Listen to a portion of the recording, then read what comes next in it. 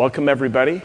My name is George Winter. I'm the Technical Product Manager there with Symantec, and I'm here with my colleague, Roger Anderson. Hi, guys. So we're going to be talking about backing up virtual machines, backing up VMware. We did Cisco and Symantec. We performed a joint benchmark. So we talked about this. So we're talking about actually doing a physical benchmark of testing exactly what vStorage API does, and VMware and Cisco as well as Symantec. So it's got some good information for you. We've got lots of technical information. This is more on the technical side. We got a little bit of marketing stuff in there. Got a piece of the bosses. But most of it, by far, most of this is very technical in nature. So what we're going to do here is we have a couple of questions. We have some gift cards that we're going to send out to you. We have a couple of questions that we'll hold off till the end.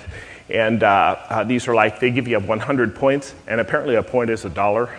It's essentially worth $1. So there's two of these cards that are $100 a piece, and Roger has a gift as well. So we have some stuff we'll hand out toward the end. We also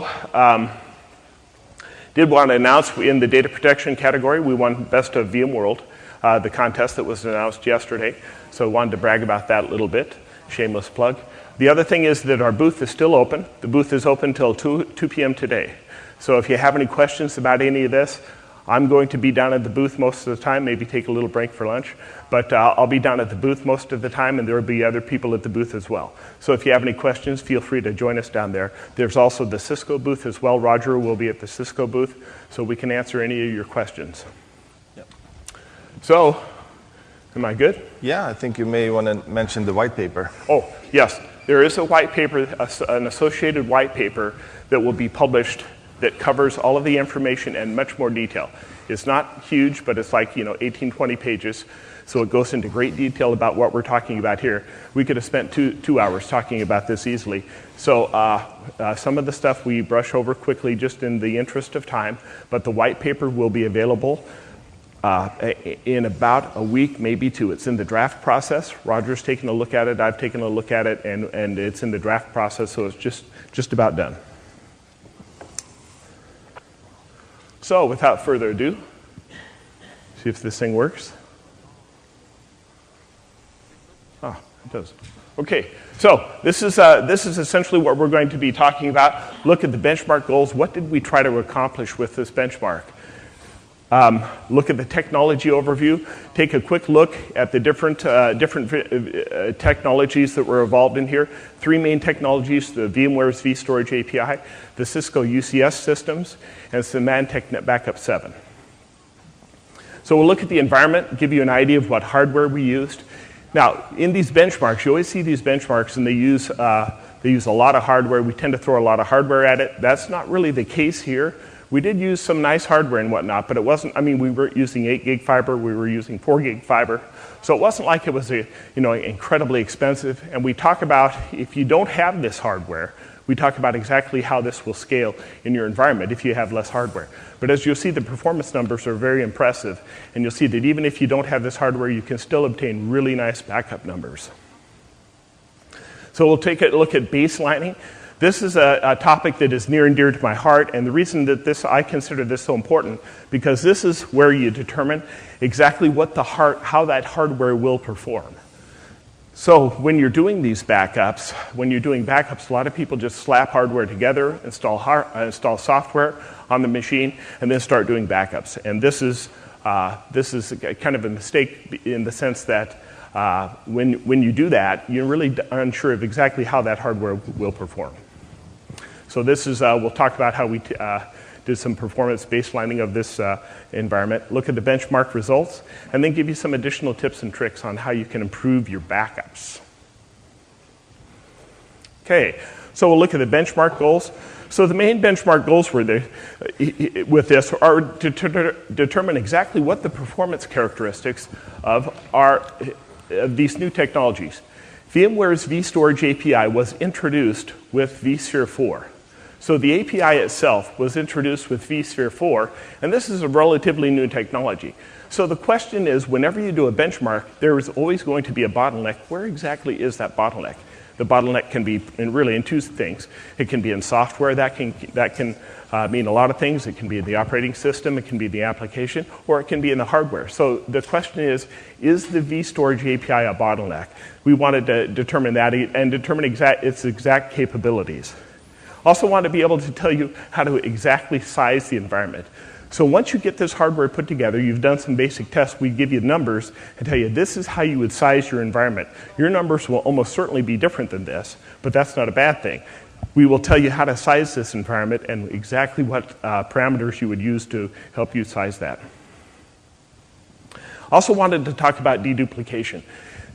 Just a few years ago, deduplication was new and exciting, and today it's old hat, kind of like with many technologies. It's almost kind of assumed that deduplication technologies are involved in backup environments, and certainly this is no exception. So we did deploy deduplication here, and we'll tell you exactly what results we got with that.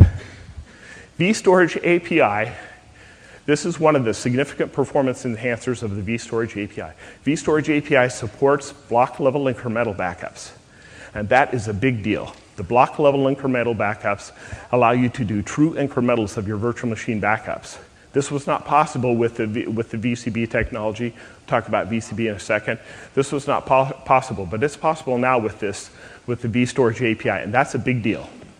Years and years ago, when we were simply doing client-based backups in the 80s, there was no incremental backup technology. And then they came out with file-level incrementals, and that was kind of a big, I'm kind of dating myself here a little bit, but that was kind of a big deal.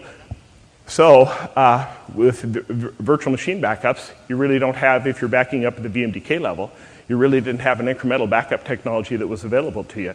And so the vStorage API introduces this. We've added some additional functionality on top of this. We'll talk about that. But the incremental backups are a big deal and really can allow you to be able to scale your backup systems to much larger environments. And, of course, talk about performance enhancing tips and tricks.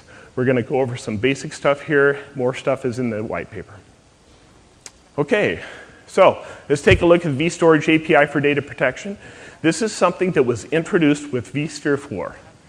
How many people actually use VCB? Have tried VCB or have used it? Okay. How many people are happy with it? Oh, okay. One. That's pretty good. Okay, so VCB was kind of a first stab at backing up virtual machines. So with VCB, it has some good things. It has some bad things. One thing about the vStorage API is this is not VCB redone. This is not VCB just kind of warmed over. This is really, I look at this as really a complete different paradigm. It's not VCB. There's not a lot of stuff in VCB that made it into the vStorage API. They pretty much completely rewrote this. So we'll talk a little bit about how VCB changes this. We'll look at that in a big way. But the big thing is no holding tank. So you have the staging area or holding tank, huge I/O bottleneck. We'll talk about that in a minute. The other thing is the change block tracking that's in the vStorage API. The change block tracking that's in the vStorage API, this is what enables incrementals. Talk a lot about that in a minute. vStorage API is not strictly an ESX4 technology. It can work with legacy ESX3 systems as well. ESX3, 5 Update 2, and later. Now, the thing is, with ESX3 systems, you can't do change block tracking on those virtual machines. The virtual machine has to be hardware version 7. If you don't understand what that is, when you set these up, you'll see what I mean.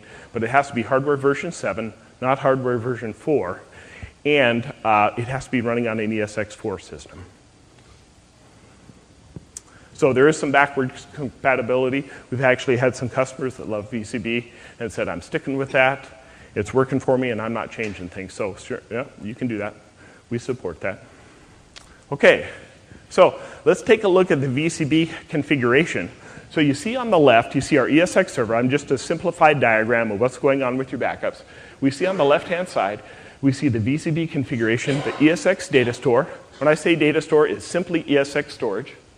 We have a SAN environment. I could have written a WAN environment, LAN environment. I could have written network in there instead of SAN. Just for brevity, I just put SAN in there. Then we have our backup server called the backup proxy. On the right, holding tank and backup destination on that system. So in this environment, you have to buy additional holding tank. And you also have to install this VCB framework. So the VCB framework is software that is downloaded and installed from VMware. So the VCB framework is something that has to be installed and maintained. When I say maintained, when they upgrade a different version, you had to install a newer version. They're done upgrading this, by the way. They're on the latest update of that. So had to do that. The VCB framework, we had to add additional disk. So this was for every backup proxy. Every backup proxy had to have dedicated disk. This disk was designed specifically as a temporary repository. No permanent data was ever stored on that.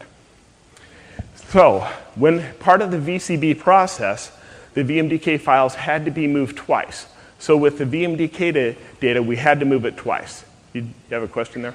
How long the data is stored on the holding? How long is the data? Just temporarily. It's just as long as the backup occurs. So I'll talk about the backup in a minute. I'll show you exactly. That's a good question. Okay, so they had to be moved twice. Now, with the vStorage API, so we move forward, everything in green is vStorage API. When we move forward, the VCB framework is no longer required. We don't have to install that software. As a matter of fact, with NetBackup, you don't have to install anything outside of NetBackup. Simply install NetBackup and you're ready to go. No additional disk is required. We don't need that holding tank. So before, backup proxy had to have holding tank. vStorage API, NetBackup 7, no holding tank. No additional disk. And essentially with NetBackup, you don't need to modify anything to enable this. VMDK files are only moved once. This is a big deal because when the VMDK files are only moved once, if we have 100 terabytes of virtual machine data, we don't need to move 200 terabytes of data to protect 100 terabytes of virtual machine data. So that's a big deal. And this allows for zero upgrade process. So when you enable this environment, essentially all you have to do is install NetBackup and you're pretty much ready to go. Okay, so why is it faster? This gets to your question about how long that data is stored in the holding tank. So essentially what happens, this is our backup path. Step number 1 is we move the data to this holding tank. I'm showing you this to compare and contrast from a performance perspective what is going on. So step number 1, we move the data to that holding tank, okay? The temporary repository. Step number 2, we move the VMDK data to the backup destination. As soon as this move is done, that VMDK data that existed on that holding tank is gone, okay? It's deleted automatically. So step 1, move it to holding tank. Step 2, move it to our destination. Now when I show a backup destination here, I mean with NetBackup, we support anything. So with NetBackup, the backup destination can be disk. Some people prefer disk. It can be tape. You can use a combination of disk and tape. Many people will write the data to disk initially for fast initial restores, and then eventually migrate that data to tape. We support all of that. It doesn't make any difference what you use as far as backup destination. So we're good with any of that. And we do restores from any of those destinations without ever having to restage anything to disk. So with the vStorage API, we get rid of that disk. It's gone. No longer required. Notice we no longer have the VCB framework there as well. So this is a single step. The green arrow indicates we pull that data off the data store. It's a single step, and we write that data to the backup destination. Again, as with VCB, the backup destination can be anything. Disk, tape, VTL, deduplication target. It makes no difference, and it has zero impact on restores as far as being able to have to restage something or bring it back to disk to do any type of restore. Yes? Can you do inline copies? Can you do inline tape copy or inline disk copy? Absolutely. Any of those are supported. So essentially what that means is writing the data twice. In other words, writing it maybe once to disk and at the same time writing it to tape. This is an ability that allows you to be able to take those tapes and offsite them. So you have it for disk for local restores. You're sending your tapes for offsite storage. You can talk to a lot of guys that have long-term storage requirements, and this is absolutely supported. Changes nothing in this paradigm. Yes?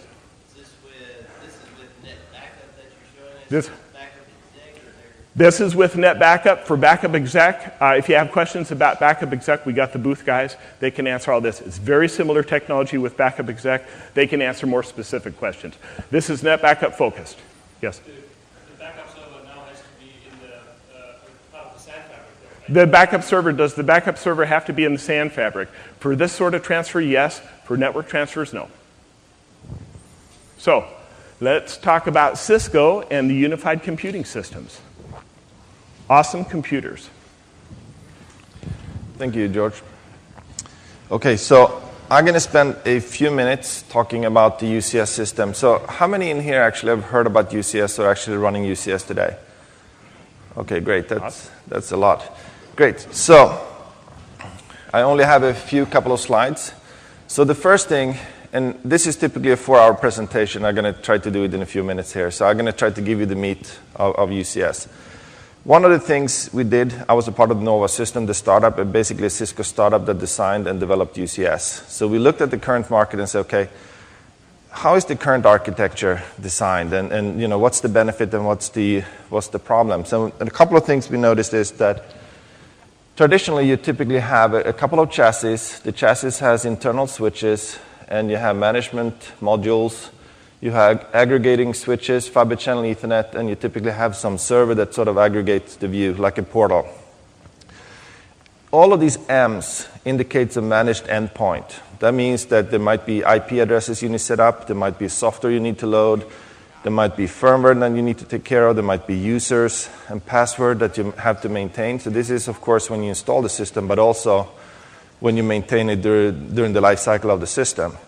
So with UCS, actually, and I can't go into the details, but we can actually scale out to over 100 servers in one managed domain, and we don't increase the complexity. We can do scalability without complexity. So a couple of things we did here to actually simplify and make it more dynamic is that we took the management server, the management modules, and we said, well, we don't actually need that. How about we take all of this intelligence and we just put it inside the Fabric Interconnect? So the Fabric Interconnects are the two on the top here. So it has an embedded device manager. All the software is already installed. You can't really uninstall it. It's just there. The other thing we did, we introduced a new protocol, FCOE basically, and that's Unified Fabrics. What it basically means is that we can now run fiber channel and Ethernet in the same Ethernet cable. Everything is, by the way, 10 gigi, full duplex. And what that actually gives us is less cables, less ports, of course. But also, if you think of each server has typically X number of NICs, X number of HBAs. We also merge them. We call them CNAs, Converged Network Adapters. And they are capable of both fiber channel and Ethernet traffic. So once again, we reduce the number of components. Of course, that also means reduction in power and cooling requirements. Less switches because we actually merged the fiber channels. So we actually only have 2 Fabric Interconnects now. And we optimize for virtualization, and this is the area where I'm going to focus most for the rest of the few minutes I have. FCOE, we already talked about it, of course, fewer cables, fewer switches, fewer adapters. The management is actually one of the key differentiators in UCS, and it's an embedded device manager. But it's also a single interface into UCS. So it doesn't matter if you have hundreds of servers there, and we can manage everything through this device manager. It has CLI, GUI, API, a totally open API. We have a Cisco developer network, so you can actually write against this API. It's fully transactional, just like a database, so we can roll back things at the same time. It's very powerful. But I think this picture is probably the one I'm going to spend most time to speak around. So when you introduce a UCS system, what you do is that you cable up all the cables. This is classic Ethernet, native fiber channel. You don't need to run FCOE in your environment. This is just standard fiber channel, standard Ethernet. However, though, in the back end of UCS, we use FCOE. This is totally transparent to your applications. They can't see it. It's just there. We could use FCOE, of course, going northbound, but it's classic in this case. The other thing with UCS is totally stateless. And this is one of the key differentiators. So if you think of these servers now, the easiest way to think of them is they're bricks. They're totally useless, right? To simplify, they don't have BIOS versions, they don't have MAC addresses, they don't really have worldwide port names that you care for, they don't have behaviors, they don't even have X number of HBAs or X number of NICs. They don't have connectivity into your infrastructure.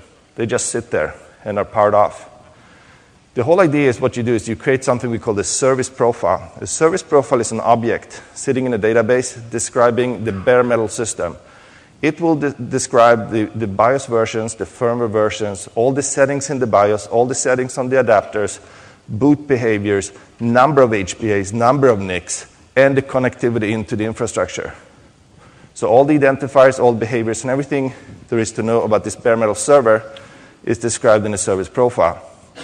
I take the service profile and I drop it on one of the blades. We will reprogram the blade and plumb it into the environment. And now you have a server that you can actually load the operating system. From that point, there is no difference between this server or any other server on the market. Everything we do happens before we load the operating system, or at least when you're not running in production, right? So there's no code when you run in production from UCS. If you need to clone this or templatize it, so you need to instantiate maybe 20 service profiles, you can just create a template. It takes about 5 minutes, then you have 20 servers with, of course, quality of service and all the other settings in the service profile. So here's an example. So if you look at the hardware, we have identifiers, firmwares, RAID controller, RAID levels on local disk if you choose to use them, UUIDs, BMC, baseboard management controller. All of these identifiers, firmwares, and connectivity, etc., is described in the service profile. So in this case, I have a server. It's just a brick at this time. It's located in chassis 1, blade 2. I create a service profile, and we automatically plumb it into the environment. A lot of customers ask me, okay, so if you put in some virtualization here in the hardware, why do I need it? Because I'm running ESX, right? ESX actually provides a stateless environment for virtual machines. Hypervisor itself is actually depending on the hardware. Let's take an example. Let's say you're running 3 ESX servers and you're running vMotion HA, so your VMs are protected for production, right? One of the ESX, the motherboard blows up. Well, the VMs, of course, are moved to the other ESX, so your production is safe. However, though, when you're going to recover, if you bring in a traditional server, it's going to have new MAC addresses. It may have a different BIOS version, and all the settings might be different. So this is all the things that the admin need to do. Basically, ask the network admin to reprogram or reconfigure the firewalls, go to the storage admin and say, okay, I need to rezone the storage, and I need to change the access layer in the storage array because my worldwide port name has changed. In UCS, I take the service profile, I drop it on another blade. It's going to look like a reboot, and there's no changes to the environment. So I believe this is my final slide. In this case, I'm actually running on this blade. For some reason, let's say this could be because the blade actually went bad, or let's say I have more memory on this physical blade, and I just need more memory. I can then move the service profile, and we basically reprogram this and scrub the old one and reconnect it. This is, of course, downtime. This is not like a vMotion. This takes maybe 5 minutes for me to do, but I just moved the service profile to a different compute resource. Let's say now I decided, okay, so I have 1 HBA and 1 NIC. I just realized that's no good. I need HA, and I need more HBAs. So what I can do, I can just reprogram the service profile and say, okay, I'm going to need 4 HBAs and 2 NICs. Once again, we just reprogram the hardware, and the way it works is basically when the BIOS boots, it scans the PCI bus, it finds the physical NICs and the physical HBAs, typically. The operating system boots, basically querying the BIOS, loads the drivers, and we're all good. In our environment, there's an ASIC, a little chip basically on the server, and we can tell this chip how many HBAs are you going to present to the BIOS, how many NICs are you going to present to the BIOS, and then, of course, the quality of service on these VNICs and VHBAs. So next time the BIOS boot is actually going to see all these adapters. So this chip is able to do any combination up to 56 different interfaces, any mix and match. And we will automatically plumb it and do everything else that we do in the service profile. And I think that's everything I had, George. Okay. Thank you. Thanks, Raj. Hey, I just wanted to say that, I was looking at the audience here, and I understand the party last night was the band was in excess. I think there might have been a little more emphasis on the excess part of that. There might have been little excesses last night. I'm just saying, stay with me here, and the coffee is waiting outside. There's more coffee there. Okay, so we'll talk a little bit about some of the, oops, wrong direction. Talk a little about some of the features. So these are some of the performance-related features. So there's a lot of stuff in NetBackup 7, but I wanted to focus on the performance stuff. What are the features that are going to be most important from a performance perspective? So obviously, integration with vSphere 4, we can integrate directly with the virtual center server. If you don't have a virtual center server, we can integrate with the multiple ESX servers as well. But all you have to do is really have permissions to that virtual center server, and you have access to your entire ESX and entire virtual machine environment. The vStorage API is essentially built into NetBackup. Once you've installed NetBackup, the vStorage API is part of that installation. There's nothing else you ever have to install to enable these technologies within NetBackup. So once you've installed NetBackup, you've got everything you need to enable vStorage API backups. It's a very simple upgrade and installation process. You can still use VCB. You can still use VCB, but if you used VCB, holding tank, you got to use all that stuff. So, quick question.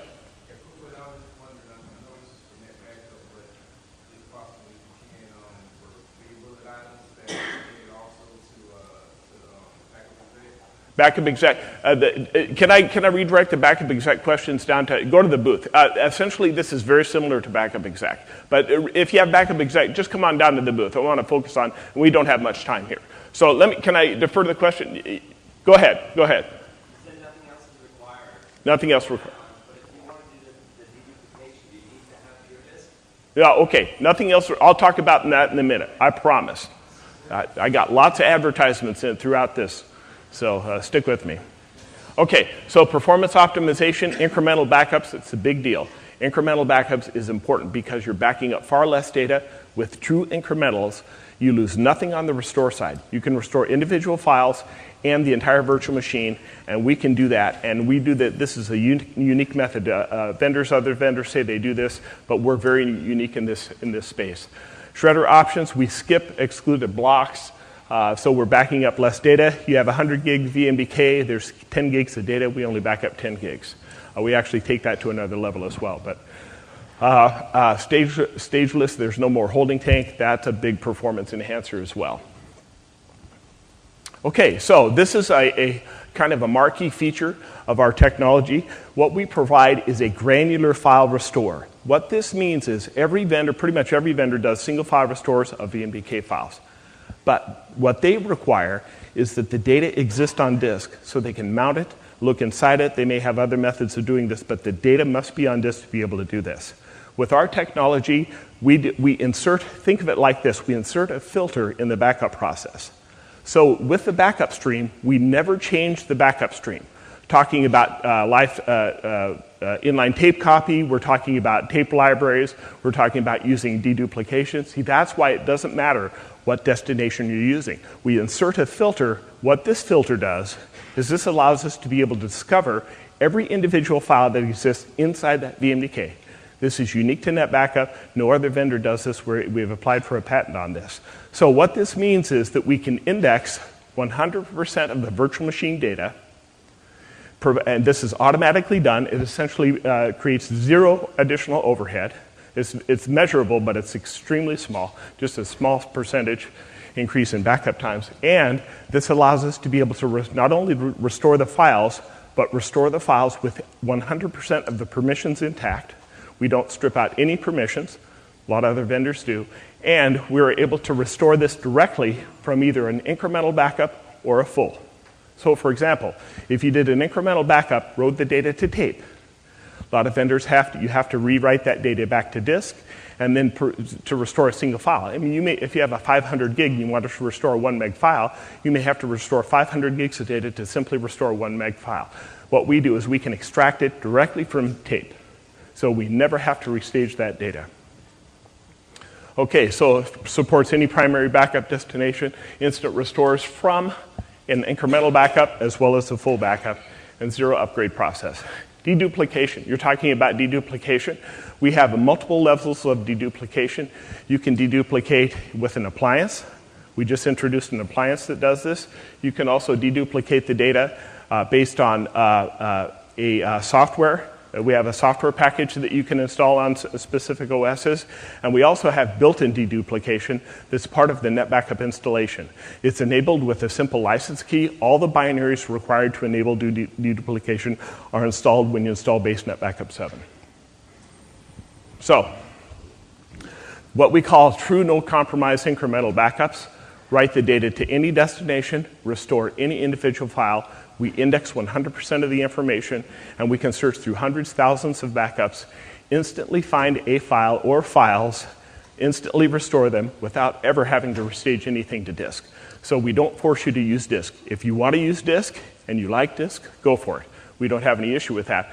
But what a lot of people do, as I mentioned before, they'll write the data to disk, move it to tape. They don't want to be forced to restate that data to disk to perform a restore. We never require you to do that. Built-in deduplication. This is the MSDP, what we call Media Server Deduplication Pool. That's what we use for this benchmark. So it's that deduplication that allowed us to be able to perform significantly enhanced backups. I'll talk a little bit more about this as we go along. So let me talk about the benchmark environment, what kind of hardware we used. This is essentially what we did. We had 4 ESX servers. All 4 of the ESX servers were hosted on the Cisco UCS systems. These are very nice systems for ESX servers because ESX servers demand lots of I/O capacity, lots of RAM capacity, and lots of CPU capacity. And if you have those components, that is a perfect system for an ESX server. So we ran them on all 4 systems. On the UCS system, the backup server was also a UCS system, and I'll talk a little bit more about that in a minute. 92 virtual machines. Average size of the virtual machine was 43 gigabytes, and fiber was 4 gig fiber. We also had 10 gig Ethernet. We did the test on fiber as well as Ethernet. Had a question about what about network performance, and I'll get to that in a minute. Okay, so just a little bit of stuff. Here's what we used. This is outlined in the paper. I'm not going to spend a lot of time here, but essentially ESX4, NetBackup 7. It was Windows Server 2008, 64-bit. We used the 64-bit version because we wanted to deploy deduplication. 64-bit OSs can recognize more RAM, and that's an advantage with deduplication. So here's on the ESX side. Fiber channel arrays, we actually had 2 fiber channel arrays that we used for this. One fiber channel array was used for our data stores. The other fiber channel array was used for our disk destination. We're just using basic disk for this destination, nothing fancy. Any fiber array that you get would work fine as long as you're happy with the performance and the reliability of that array. We have no specific recommendations here. We did multipathing, so we had 2 connections to our storage, to our destination storage, and 2 connections to our fiber environment, to the ESX data store environment. Now, the advantage here is that this nearly doubles the performance, but if you don't have this, we can scale, and we can tell you exactly how this will scale. This is not mandatory. When you do these benchmarks, you just want to improve performance and show what the capabilities are. We didn't want to see what average things could be accomplished with this software and hardware. We wanted to see what was the kind of the upper limit of it. Okay, the NetBackup server, NetBackup 7 GA, very reliable, even though this is a GA version. By the way, the 701 patch is out. It was released this week. So the 701 patch is available. A lot of people say, hey, I don't want to upgrade till the first patch is out. So that is out. And as I said, Windows Server 2008. So let's look at the performance baseline. This is, quick question. Multipathing. It was a popular multipathing package. That's all I can say. Come down to the booth and we can talk about it. Okay, so the goals, determine the maximum performance. This is baselining. This is what I would highly recommend that all of you do before you install any software. The baseline testing that we didn't install any NetBackup, no vStorage API, No, nothing. It was a base OS and a test utility, and that's all we had. So essentially, we put everything together, and we did these initial tests. What we're trying to do is verify that the hardware worked as performed. Have you guys ever installed fiber that's a specific speed or network that's a specific speed? Do some basic tests, maybe just transfer a file, and go, gee, that file transfer is slow. Has that ever happened to anybody? I mean, yeah, of course. So the thing is, why was that slow? It could have been slow because of a bad driver, a bad HBA. It could have been slow for any number of reasons. So we wanted to determine before we installed any backup software, anything, we wanted to determine, hey, does this basic hardware work as expected? And if not, we'll just fix it. So keep in mind that the maximum achievable performance will be dictated by the slowest component. You always want the slowest component to be hardware. That's not a dig on the hardware. Hardware just has finite capabilities. I mean, a 3 gigahertz CPU is a 3 gigahertz CPU. But the maximum performance that you can achieve will be determined by the slowest component in that environment. And you always want it to be hardware because I can change hardware. I can't rewrite software. You guys can, I mean, maybe you can, but you're a better man or woman than I. I can't rewrite it. So the thing is that you want it to be in the hardware because we know exactly where the bottleneck is. I can buy new hardware, add hardware to it if I want to change things. So the testing that we did, we used this thing called HD_speed. So this utility is on steelbytes.com, free utility, Windows only, but that was fine because our Windows backup server, our NetBackup server was Windows. So this was a fine utility. The thing I like about this utility is a couple of things. It does reads and writes in combination of both if you want to do that. Writes are destructive. Avoid RGEs. What's an RGE? Oh, man. Uh-oh. Is this from first-hand knowledge? Oh, okay. That's exactly right. Resume-generating event. Want to avoid that. So this thing, the other advantage of using the HD speed utility is that it does not require you to read the manual. That's a nice thing. That's good for me. Okay. So first test we did was we read the data from each one of the data stores. Now you say, all the backup guys say, yeah, let's go ahead and do this. And all the virtual machine administrators go, are you nuts? You don't touch my data stores. This is non-destructive. This is just a quick, temporary test. We're determining the read performance of each one of these data stores. So when we performed this test, the identical hardware was used for all 4 of these systems. Should the performance be identical? It's an easy question. That's not a toughie. Yeah, absolutely. The performance should be identical on all 4 of those. However, when we did this serially. We did them one at a time. We didn't do all 4. Because we wanted to see if there was an error, if there was a problem, we wanted to use the minimum number of, we wanted to involve the minimum number of components for this test. The reason you want to involve the minimum number of components is that if there is a problem, I only have to look at a small set of components to determine my performance issue. I don't have to look for everything. If you do a backup, just a quick backup, you have no idea. It could be the software, hardware, drivers, HBA, the data. It could be anything. So we wanted to do this before we did anything else, and we did this serially. While we did this, we said, look, 4 gig fiber, we should assume that that'll get around 275 megabytes per second. That way, we know, theoretically, 4 gig fiber should get you 400 megs. We know you never get that, but we got about 300, and we expected that, so that was within our expected range. And they were all pretty much the same. Did we encounter problems with this? Yes. We didn't just hook this up and run it. We actually encountered problems. We did some tuning, tweaking, and got a lot of better performance. Roger is an expert at tuning this stuff. Okay, so then we did a test where we took HD speed, we ran it 4 times. So we ran HD speed, and we ran simultaneously from all 4 data stores. Now what this told us, see that 600 megabyte per second number? Keep that number in mind. We'll refer to that back in just a minute. But that's the performance that we could pull the data in off the fiber. So we know that each one of those by themselves can produce data at 300 megabytes per second, But when we read it in, we can only read it in 600 megabytes per second. So where's the bottleneck? It's on that fiber connection, right? It's on that fiber connection into the server. It's not a bad thing. It's just that we know what it is. Okay? So then the next thing is we wanted to determine how fast is our backup target. Now, when I say backup target, I don't care what it is. Remember I said we don't really care? We just use disk because it's faster than mounting tapes all the time and that sort of thing. But we use disk here. The backup target really doesn't matter what that is, but what matters is the performance. You can't use HD speed to test tape drives or VTLs, but usually those vendors have utilities that allow you to be able to test that. So you can download their utility, go to your tape drive VTL manufacturer, and they almost always have utilities that allow you to be able to test this.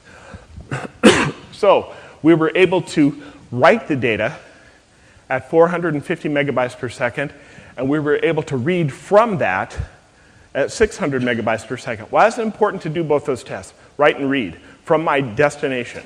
Why is that important? Any guesses? Restore speed. Exactly. We want to know about the backup speed, but we also need to know about the restore speed, right? So the 600 megabytes tells us the resource speed. The 450 tells us how fast we can back up with this. Yes? So you weren't multiplexing? Yeah. No. This was just a single write. We didn't have to. We weren't multiplexing. This is HD speed. This is not NetBackup. No NetBackup involved yet. So we haven't even installed NetBackup at this point. So why is the write slower than the read? Parity calculation. Parity calculation? Anybody else? Huh? You use RAID 5. Use RAID 5, yeah. Yeah, anything else? So it could be a combination of read, not just one. Those are all great answers. It could also be that it could be the cache on the RAID array, how that's determined, how that's set up. It could also be that writes tend to be very expensive. Keep in mind that write operation tends to be very expensive because when you write data to disk, the platter has to spin around and it has to verify that write was good. It can't just write the data and then go on. It has to verify that write was good because blocks, sectors on disks are constantly going bad. And if it went bad, it's got to check and make sure that the data was written correctly. And if it wasn't, then it tries again to another sector or block. Okay, good. You guys are good. Okay, so here's all the numbers. Summary of numbers. What's the overall backup throughput? Huh? Why is it 450? I want to keep this in mind for a future reference here. Why is it 450? Slowest component, right. So what was slowest about it? What was the slowest? I mean, did we run out of CPU on the, why was that slow? Did we run out of CPU on the UCS system? No. Did we run out of 600 megabytes coming in? No, we got plenty of speed there. So why was it slowest? Probably. Just take a guess. We know that fiber can do 600 megabytes a second. We know the fiber can do it. We've tested that because it does it up on the left, that red arrow and the green arrow reading from. We know the fiber does 600. So why is it 450? Disk. It's the limitation of the disk. It could be the controller. It could be the spindles themselves. Maybe we need to do it across more spindles. But it's the disk. So we know what it is. This is not a bad thing. I'm just trying to understand it. I'm not trying to criticize it. I'm just trying to understand exactly what's going on. So it's that disk that was slowing us down. So we were getting 450 megabytes per second on that disk. Okay, so these are the benchmark results. So with VCB, we did a benchmark about 1.5 years with VMware Consolidated Backup. We've got about 63 megabytes per second. So this performance was based on holding tank. We actually had 2 holding tanks to get a lot of gyrations to get this to work. And this is what we got with 63 megabytes per second. So with this benchmark, what do you think we got? Huh? Can't hear you. 450, yeah. Awesome. So with NetBackup 7 for VMware to basic disk, we were able to get 450 megabytes per second. We knew what this was going to do before we even installed the software, didn't we? See, we had a real good idea. The baseline testing we did, the actual testing just took an hour. Took hardly anything. I highly encourage you to do this testing, and you'll be surprised at the performance or the performance limits that you encounter. The other thing is that when we're backing this up, we know that also what else is not a bottleneck. vStorage API is not a bottleneck. We know it can do 450 because our hardware does. Now, it may not be able to do 451, but we know, I doubt that that's an issue, but I'm just saying, we know that the vStorage API was not a bottleneck. So we can't call out VMware and say, hey, VMware, you guys suck. Help me right now. You can't do that because you know your hardware, what your hardware is capable of, right? Okay, NetBackup is also not the bottleneck here because we're doing as much as the hardware can do. Again, maybe NetBackup can't do any more than this, although it can, but we know that the software is not the bottleneck. That's my point. So we've isolated the bottleneck to a specific area. Okay, so we take this environment and we add in deduplication. Okay, so this is the media server deduplication pool. This is the built-in deduplication that is included with NetBackup 7, enabled with a license key. So we have this built-in deduplication, and essentially what happens is the media server deduplication moves the bottleneck from the disk storage unit, from disk, to the fiber performance. Why does this occur? Anybody have any thoughts on that? It's kind of low on the bullet list there, like second from the bottom. With this deduplication, we were able to deduplicate at rates exceeding, actually higher than 98% in some cases, but definitely high in 90% in all cases when we were doing these full backups. We didn't actually have a large data set either. So we were able to deduplicate a lot. So what happens is when we ingest the data, we take a look with the Cisco UCS system. We have lots of RAM. We have lots of CPU. With the Cisco UCS system and deduplication, media server deduplication, we can take a look at that data, and what we can do is we can ingest the data into memory, and then we can massage it. We can look at it and say, hey, we already have that data. There's no point in taking that data and committing it to disk. So we can take 98% of the data and put a catalog entry and remove it. We don't have to commit it to disk. So we're taking a lot of this data, and we're actually implementing this so we don't have to write the data to disk. So we've moved the bottleneck. By simply enabling a software feature, we've moved the bottleneck from the disk to the MSDP target. So this is the performance that we got.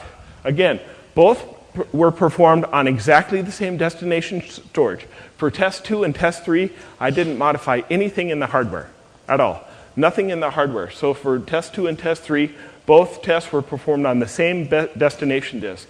With test number 3, we're able to read the data in, we're able to deduplicate that data, write a catalog entry for it so we can restore using that data, and then just throw it out. We don't have to commit it to disk.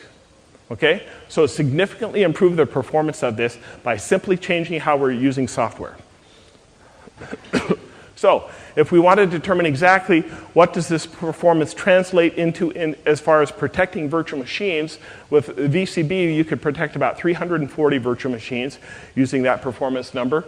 With the 450 megabyte per number, 450 megabyte per second, with a single UCS system, a single NetBackup system, a single VMware backup host, you can protect 2,430 virtual machines, assuming a weekend backup and incremental backups during the week. This is where the incremental backups are very important. And then with test number 3, 600 megabytes per second with deduplication enabled, you can back up over 3,000 virtual machines. Is that assuming duplicate VMs? Are every one of the VMs the same? Nope. The OS is the same. The files are not. We have a little utility that writes files to every VM. And what we did was we actually changed the data on every one. The data that the OS is what? 10 gig or whatever. We had 43 gigs of data. So about 33 was data, was just basic data. We have random files. We have a utility that goes in. I ran it on every virtual machine, and we run that, and actually it allows us to be able to create the data as well as modify the data, to be able to modify the data as far as so that it's random in nature, so that the deduplication numbers are accurate. We use this for internal testing, and so that's what we used here. So again, if you say, hey George, I got my 1 gig fiber and my USB drive here, and I'm not getting 3,240 VMs per backup window. I'm not getting that. You adjust the numbers linearly. So if you have half the performance on the fiber, cut that number in half. It's a very linear one-to-one relationship. So if you don't have this number, if you don't have this hardware, just cut the number in half for whatever you need to do, whatever you need to do to modify this. Also, the testing that we did on this was fiber testing. But we also tested it over the network, and the performance we got over the network was essentially the same as the fiber performance. The difference between testing over the network and the fiber is that when you go over the network, you're impacting that ESX server. This is almost zero impact on the ESX server. When you go over the network, you tend to be impacting the ESX server. But the performance, the ultimate performance, can be exactly the same, assuming you have the resources available to you. Yes? It was 10 gig. It was the UCS component. The UCS has that one connection that can do fiber channel over Ethernet in the network. It was that single network interface that did it. Very capable. I mean, it's very fast. We always wondered what the performance was on the network, and this proved that the performance was almost exactly the same. There was a patch that we had to install. I document that in the slides as well as in the paper. It's a VMware patch. Okay, so deduplication. This is what you get with deduplication. When we did VCB to basic disk, a lot of I/O because we had to have that staging area. Remember I said if you have 100 terabytes of data, you have to move it twice, 200 terabytes. You have a tremendous amount of I/O with VCB. With vStorage to basic disk, we significantly remove the I/O, increase the CPU utilization just a little bit. And then with vStorage API to dedupe disk, I/O is significantly reduced because we're not doing a lot of stuff on disk. Deduplication does all of its calculations in memory. That's important. It's like think of it like an Oracle database or something. Oracle databases love RAM, and deduplication is kind of similar in nature. The amount of RAM you need will depend on how much data you're deduplicating. But in this case, we take the data, we massage it in RAM, in CPU, before we commit it to disk. If you have fast CPUs and lots of memory, the UCS systems are ideal for this. And the thing is, they also expand. So if you're doing more deduplication, you might want to have more RAM. It's cheap and it's easy to upgrade. And that's the big deal here, is that the performance you can see is significantly increased, but also the trade-off here between CPU and RAM is important because because CPU and RAM is far cheaper than buying expensive disks and RAID controllers and all that, and improving performance on that end. So I highly recommend you take a look at the deduplication. Not only do we provide deduplication, but we enhance this deduplication. Remember I said single file restore, where we restore the individual files? We take that information, it's unique to us, we take that information and incorporate that into our deduplication technology, so our deduplication is actually a cut above competitors because we're the only ones that have that information. So, some additional performance tips and tricks. So, do fulls and incrementals. Incrementals are your friend. And keep in mind that from an incremental, we can restore anything from any incremental. We can restore the entire virtual machine from an incremental or individual files. We never have to recombine the virtual machine to a point in time. We never have to restage it to disk. We can restore individual files from an incremental. So we can restore the entire virtual machine or individual files from that incremental. So we did some incremental testing with this. Remember that utility I was talking about? The utility where we can change data. We changed 5% of the data on every virtual machine. So just a simple 5% data on every virtual machine. And then we ran another backup. We were able to do incremental backups in 12 minutes of 92 virtual machines. It was fast. I mean, we're just cranking away on this thing. And it's a tribute to the UCS system and its very capable fiber channel capabilities. But the thing is, 92 virtual machines in 12 minutes essentially translates into incremental backups of 450 virtual machines in an hour. That's a lot of virtual machines. So the thing is, this scales very high. This can scale very high. You just take a look at some of the attributes and the testing that I've done. Pay attention to that and set up your machines. You only have to do this once. Once you set it up, you forget it. You don't have to do this every day. You just do this when you're initially setting this up. And once you do that, 12 minutes to back up 92 virtual machines. I didn't believe this was this fast. I did it 3 times. And every time, 12 minutes. So what this means is if you look at a backup window over the weekend, 10-hour backup window during the week, we took the two numbers. It's 4,600 for incremental backups. It's weekend fulls is 3,200. We took the lesser of those two numbers, and that's the number of virtual machines that can be protected with a single VMware backup host using this configuration. The other thing is that some people will do things like they'll stagger their weekend backups. Instead of doing 100% of their full backups on every weekend, they'll do them every 2 weeks and maybe move like 50% of the weekend backups, the full backups on weekend 1, 50% of the backups on weekend 2, whatever you want to do there. But we actually have some really cool stuff. Can't talk about it today, but we have some cool stuff that'll improve this even significantly more coming up. So got a really good roadmap. Okay, policy configuration. With NetBackup, what we recommend that instead of setting up one policy is just a NetBackup way of saying who, what, when, and where, what we're going to back up and when we're going to do it. It's a very simple description of what's going on with the policy. Instead of setting up a single policy and throwing 500 virtual machines in that policy, what we do is recommend, in our case, we set up 4 policies. So if you set up one policy, almost by default, you'll find that all of the backup jobs will focus on one ESX server, and you won't see a lot of activity on the others. Then what you'll do is you'll see very few jobs on the other ESX servers, and your backup performance will suffer. Your ESX server performance will suffer. So what we recommend is setting up a single policy for each one of these ESX servers. Now, the thing about this is it does require a little bit of manual work, but in our next release, we're actually incorporating a technology where we will automatically detect this and set this up for you. If you are willing to talk with us about this, come on down to the booth and we have some more information about that, if you want to see that or talk about it. Because we actually have a kind of a good offer for you there if you're interested in looking at this. But this is essentially what would happen. So you even out, and this is what we worked very hard. We made sure that the load on each of the ESX servers is pretty much the same.